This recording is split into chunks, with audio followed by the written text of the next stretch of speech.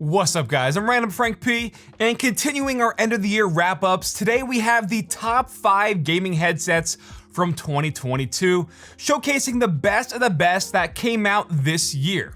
Admittedly, this year didn't have a lot of great audio products in terms of headsets and stuff like that, however, still picked out the top 5 for you. If you see anything you like, I'll have it all listed for you in the description down below. Sit back, get comfy, and if you're not comfortable, that's where today's sponsor comes in. Because this video is sponsored by the Hibata E3 Ergonomic Office Chair.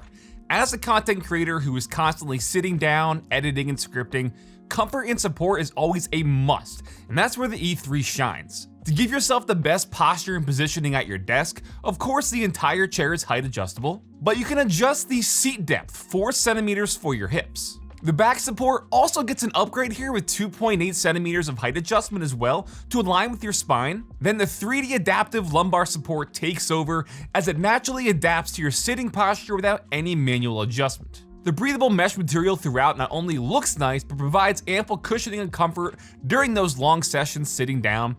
You also have an adjustable neck rest plus 3D armrest to relax your muscles and posture the entire time. And it doesn't end there. You've got a fold out footrest, so you can kick back and relax, take a load off, or fold it up and put it back when you don't need it. This truly has it all. If you want to check out this E3 for the holiday season, I'll have a discount code listed for you in the description down below. So first off today from Steelseries, we have the Arctis Nova 1. This is actually their budget entry-level headset that I couldn't leave off this list because the price to performance here for just 50 bucks is unreal. As you can see, they're very simple looking, they come in both black and white color options, and it follows their previous Steelseries design language still. As a wired headset over the 3.5mm cable, you can use these with an array of different devices. I mainly tested these over at my PC. In terms of construction, I do like how the ear cups still rotate to lay flat while sitting on your desk or around your neck.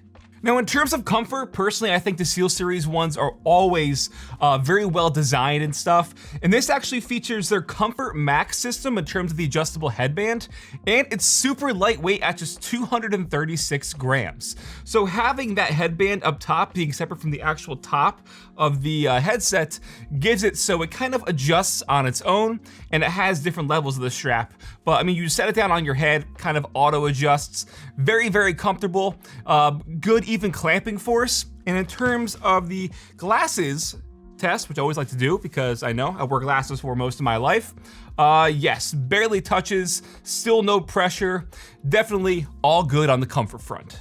So the SteelSeries Arctis Nova 1 have an overall neutral but warm sound profile, I'd say. You do get some extra bass that contributes to that warmth, and also helps with certain sound effects in games like footsteps, those deeper sounds.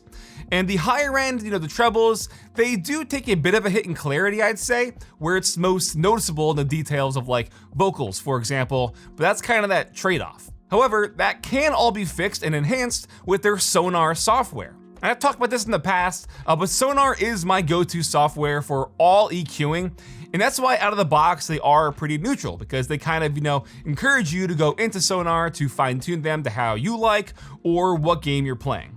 By the way, instead of doing a mic test for each headset during their segment, I'm gonna wait till the end and do all 5 in order back to back to back to back to back, so you can hear how they sound closely, right after each other, instead of having it all spread out to where you'd kind of forget how each one sounds. So wait till the end for the mic test. So the Nova 1 is using their ClearCast Gen 2 mic, which retracts back into the ear cup when you're not using it, and you can mute the mic by the mute toggle button on the back of the ear cup. There is unfortunately no light on the microphone to let you know when it's muted. But really, for a headset in this price range, I believe they launched at $60, they've been $50 for the past month. That is wild. These are overall a really great headset for just around 50 bucks, super hard to complain, and at that price, which is why they kind of were a no-brainer to hit the number 5 spot for me today. Next up, at the number 4 spot, we have the Corsair HS65 Surround. These dropped earlier in the year and really impressed me right out of the gate. So taking a look at them, one of the things that I immediately liked was the simplicity. They have a very simple, minimal, and professional looking design to them, and they do not scream like gamer headset by any means. And honestly, if it wasn't for the big old boom arm, you probably wouldn't think they're an actual headset either. But I really do dig the mix of materials they used. And despite the almost grill-like design on the side, they are not open back, they're closed. Now for comfort with HS65, these are deceivingly lightweight, which is always a good thing, and these have a damn near perfect clamp force. The ear cups are more on the oval side than round, but they do fit perfectly around my ears where they're not touching. So amazingly over the ear, one of the best like feeling ear cups and ear pads, I would say. Adjustable headband as well to fit larger heads. And I like how it kind of bows out here, like right near the temples in a way. So it just has more of that discreet uniform look overall. And again, for you guys, of course, we will do a glasses test for all of these. And yes, perfect, no pressure, no added force here on the temples, all good.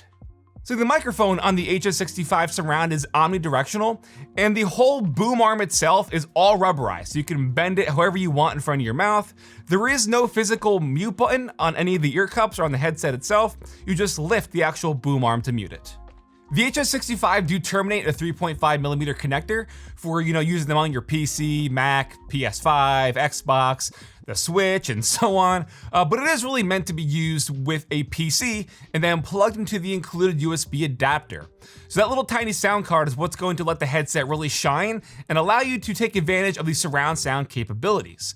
You can activate that through like the Windows Dolby Surround Sound or through Corsair's IQ software for like certain EQ control and stuff. But it does a really good job at emulating that surround sound experience that most surround sound headsets sort of fail to do and emulate. And it all does so without sacrificing the overall sound quality, which odds are the downfall of the other surround sound headsets. Usually when headsets try to emulate surround sound, the mids and the clarity take a bit of a hit because it's kind of like stretching out the overall soundstage. But these still kept their sound integrity. Inside of their 50mm neodymium custom tuned drivers, which stock I would say sound a bit lackluster and empty. Now, this is a top headsets video, so you're probably, scratching your head wondering why I would even say that and include them.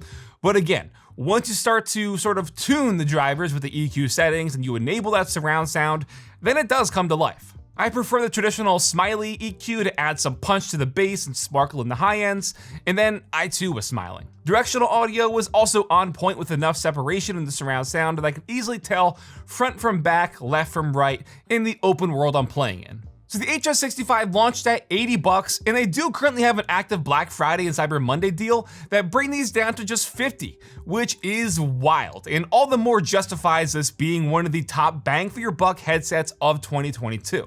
Taking the number 3 spot is the drop-in EPOS H3X. This collaboration gives us a really premium feeling and sounding headset without the premium price tag, as this is a sub $100 headset. Taking a look at it, it does look similar to the previous EPOS headsets for sure, and I'm really digging this meteorite colorway. It's sleek, very simple looking overall with minimal controls on the headset. And as a wired headset terminating a 3.5mm headphone jack, it is a 4-pole jack, so you can use this one cable for both your audio and your mic as well. The mic, by the way, sounds really impressive. Like I said before, you'll hear that at the end though. In terms of construction, it is a mix of plastic and aluminum, but there is no creaking or any weak spots in the headset's design, which is a plus, obviously. So while the ear cups don't rotate to lay flat, they do have a pretty good swivel arm here, kind of like on this 3-axis band, where it does sort of just auto adjust once they're on with very minor like manual adjustments, where with that sort of pivoting arm here, it just naturally fits, as you can see, pretty good. They are a bit on the bulkier side, like I wouldn't wear these out by any means, but they are very comfortable. There's minor padding, I'd say, up top for the headband, but since they're not heavy, it's not like weighing itself down. I can barely feel it up there at all, and the ear cups are very, very soft, so definitely on the comfortable side, I'd say. No complaints on my end. And when I was using these with the glasses test before actually filming, yes, they do sort of, it's not pushing it in by any means, but since the ear cups are a bit bigger, I could feel it more on the actual side of the glasses, but again, it's not like pushing them into my temple. So it's a bit more noticeable when I'm wearing glasses versus not wearing glasses. In terms of sound quality with the H3X's 40mm drivers, I'd say it's most definitely tuned for clarity and detail in your audio, most noticeably with pronounced highs and less punch in the low end. However, for gaming, I mainly play FPS games or shooters for those who think FPS only means frames per second. And detail definitely helped in terms of positional audio cues, which is always important for your in-game awareness. In terms of like soundstage, given it is a closed back design, that means it's obviously not gonna be as open or spacious sounding, so it's on the tighter end, I'd say. But again, that's also gonna help contribute to the level of detail, and things like directional audio, footsteps, gunshots are all gonna benefit. Now the microphone they use is an electric condenser mic, and if you want to mute it, they have a super satisfying click when you lift the boom arm to mute the mic. So there's no actual physical buttons. On the right ear cup, you do have a volume wheel, which is seated directly on the side of the ear cup. It's not underneath or anything, and that has hard stops for 0 and 100% volume, which is nice. So really, over the last year or two, I think EPOS has done some really great stuff in the gaming headset market. Last year, I believe they were number 2 on my list. This year, a more budget-friendly option for just under 80 bucks. If you're looking for a headset in that sub $100 price range, for 80, this is a fantastic headset. It is one of the few that you do have to, unfortunately, sign up to drop to get. Like, this isn't on Amazon right now, so you will have to get these through drop. I should also point out, these are not the EPOS H3 model that have been out. These are the H3X. Now for the number 2 spot, I feel like it's a very underrated headset out there. That's gonna be the Sony InZone H9. These were primarily made for the PlayStation 5, but they're a wireless headset that can also be used with your PC. These are kind of like the top of the line for their PS5 audio options, and we're gonna toss it to Brian from Bad Seed Tech for his take on these. Yo, what's up, Frank? What's up, everybody? Brian here from Bad Seed Tech, and one of my favorites this year was the very unexpected InZone H9 from Sony, so understandably, they're making Frank's top 5. They're not cheap, even at their new markdown price of just under $280, but they're very light, really comfortable for extended sessions. They weigh under 12 ounces, or right around 340 grams, and they fit a huge range of head sizes, and the ear cups are really big and oval-shaped, no pressure points anywhere, no clamping force. They just really nailed the comfort here. These move seamlessly from the PC to the PS5. They have Bluetooth sound mixing and a chat mix driver that sounds as good as the main driver. The sound quality and tuning here is solid, and versus a lot of gaming headsets where you just get a lot of high mids and treble, these sound right at home for casual gaming, competitive gaming, and music listening, which is rare for a gaming product, but is exactly what you'd expect from a Sony audio product. I've heard people describe these as a headset version of their 1000 XM series, and that's honestly a pretty good take. These do have active noise canceling, which works great if you're in the market for that feature, but sadly, these really aren't something I would want to wear outside my house. Because of that noise canceling, they also use these faux leather ear pads, which do get pretty toasty pretty fast. If noise canceling isn't a big thing for you, the cheaper H7 at $199 may be the better move because you get the sport mesh ear pads, which definitely breathe better. The mic is probably the low point of the whole thing. It's passable, but it doesn't stand up to offerings from EPOS or the new Arctis Nova models. You'll get about 28 hours of battery with the noise canceling on and about 40 hours with it off. What really sets these apart for me is the comfort, the dead easy Bluetooth audio mixing, and the sound quality. Bonus points if you're a fan of that clean white PS5 aesthetic. I'm excited to see what Sony continues to do in the space. Hope everybody out there has a great holiday season this year. Thanks so much for having me on. Back to you, Frank. So shout out to Brian, he nailed the feature spot for these. But yes, the InZone H9 coming at number 2 on my list. Phenomenal sounding, kind of that all-encompassing best for if you're a PS5 user and PC. If you want just that mindless going back and forth ease of connection and use, these are definitely gonna be a favorite for you. They are kind of on the bulkier side. Yeah, again, I also wouldn't wear these out, but if you're kicking back, gaming, having a good time, these are gonna be a great pickup at the number 2 spot. Kind of pricey for sure at the premium flagship option for Sony. They launched at $300, which yeah, kind of bonkers. They've been on sale recently for around $275, $280. So the InZone H9 at the number 2 spot. And coming in at number 1 for my top spot of the best gaming headsets of 2022 has gotta be, without a doubt, from Steelseries, their Arctis Nova Pro. This shouldn't be a shock to anyone who's been paying attention this year either. These are number one almost everywhere you look.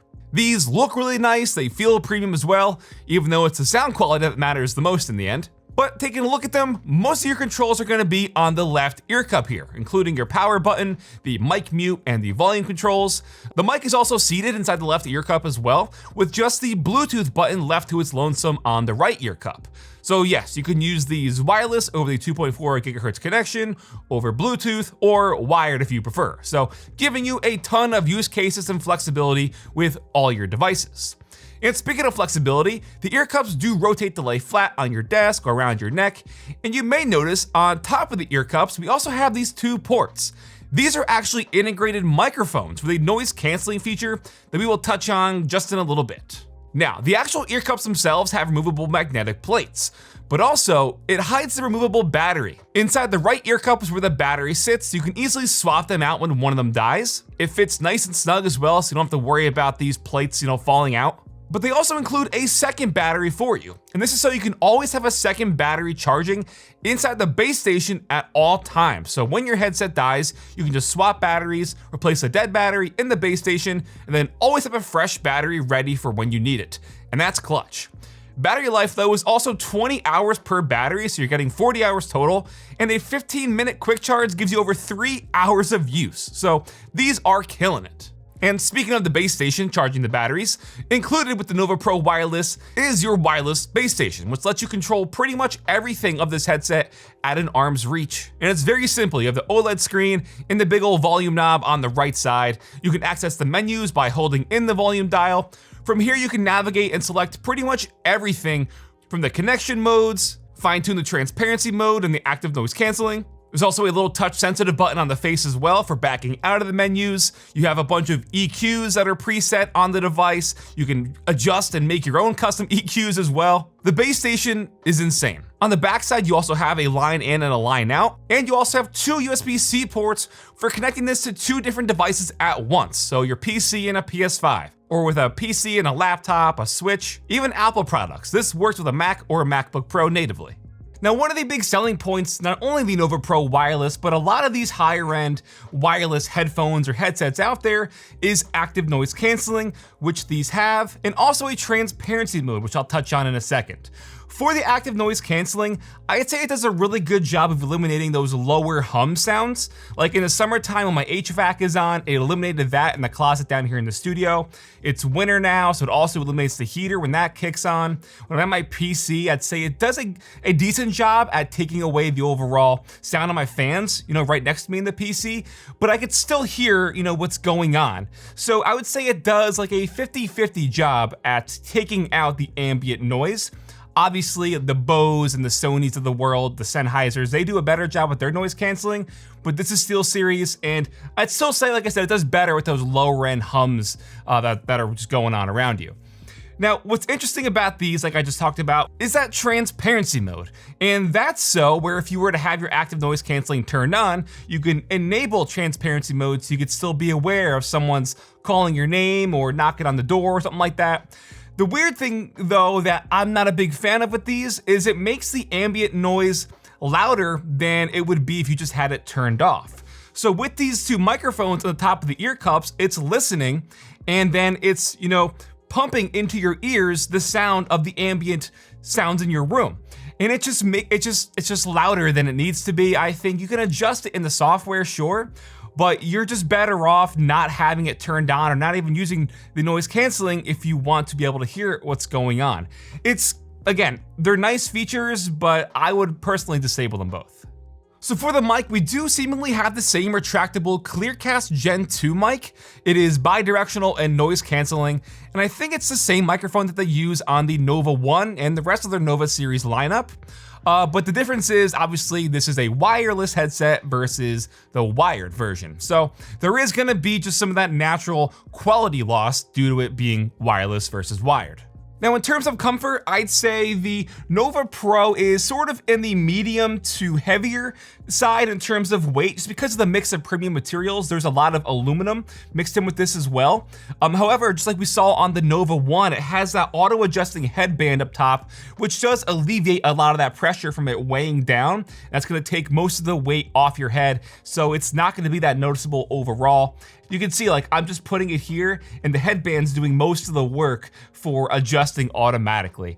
Now, there have been some complaints in the community with that in-ear sort of noise canceling microphone touching people's ears. It wasn't a problem for me. The ear cups are over the ear, so they don't really interfere with my ear, but you can get aftermarket ear cups or ear pads if you want to sort of take that issue away. But like I said, no issues in terms of my personal experience. And then lastly, real quick for you guys, a glasses test. Yeah, all good, feels great. Nothing to complain about from me. So I tested these both at my PC, obviously, and with my PS5. So if you wanted to have that hybrid use case with a console and a PC at your entertainment center, this lets you do so. And you can actually control the base station through your headset. So even if you're not sitting right next to the base station, you still have all those controls all controlled through your headset. They thought through it all here. But the ease of use while switching inputs, going from PC to console, is really what makes these great for any one setup. Gaming just felt alive with these. Exploring a nice open world did a fantastic job of letting me hear the world and all the ambient sounds around. On my PC, when I was playing COD and Battlefield, everything was immersive. Now again, out of the box, these did sound pretty neutral, but like I said earlier with the Nova 1, sonar is what takes these to the next level. Adjusting the EQs to certain game presets that they have all saved inside the software, or making your own EQs gives you all the flexibility to push these and the sound signature without making them muddy. These can handle being pushed with sonar and can take on a whole new sound, so regardless of what game you're playing, what genre, you won't be disappointed. These tick all the boxes. Great soundstage, good bass punch, detail, directional audio. This is the best wireless headset I've ever heard and used. Okay, so like I mentioned before, I saved the sound tests so we can do them all together so you could hear how they all sound in comparison to one another. Now, this is a story all about how my life got turned upside down, and I'd like to take a minute, just sit right there. I'll tell you how I became the prince of a town called Bel Air. In West Philadelphia, born and raised, on the playgrounds where I spent most of my days, chilling out, maxing, relaxing, all cool. And all shooting some b-ball outside of the school, when a couple of guys who were up to no good started making trouble in my neighborhood. I got into one little fight and my mom got scared. She said, "You're moving with your auntie and your uncle to Bel Air." I whistled for a cab, and when it came near, the license plate said fresh and it had dice in the mirror. If anything, I could say this cab was rare. But I thought, nah, forget it, yo, home's the Bel Air. I pulled up to the house about 7 or 8, and I yelled to the cabbie, "Yo, Holmes, smell you later." I looked at my kingdom. I was finally there, sit on my throne as the Prince of Bel Air. So to kind of recap that real quick, I think the order of the best sounding mics go 3, 4, 5, 2, 1. With the EPOS H3X and the Corsair HS65 being a close 1 and 2. I think the EPOS has more sound clarity overall. Then number 3 would be the Nova 1 from Steelseries, and then for number the 4 and 5 spots in this order would have to go to the wireless ones with the Sony H9 and then the Nova Pro wireless. You can obviously tell compared to the wired ones, wireless takes a bit of a hit in terms of sound quality, which is a bummer that the 1 and 2 slots on this list have the worst sounding mics. So yeah, figured I'd still do a little sound test for you guys, all like that, back to back to back to back to back, so you could hear how they sound in comparison all at the same time. So guys, that'll wrap it up for this video of the top 5 gaming headsets from 2022. Hope you enjoyed. And like I said, if you want to check them out, I'll have them all listed for you in the description down below. If you like this video, give it a big thumbs up to show your support. Feel free to follow me on Twitter at randomfrankp. And lastly, if you haven't already, hit that subscribe button. Hope you all enjoyed. Have a good day.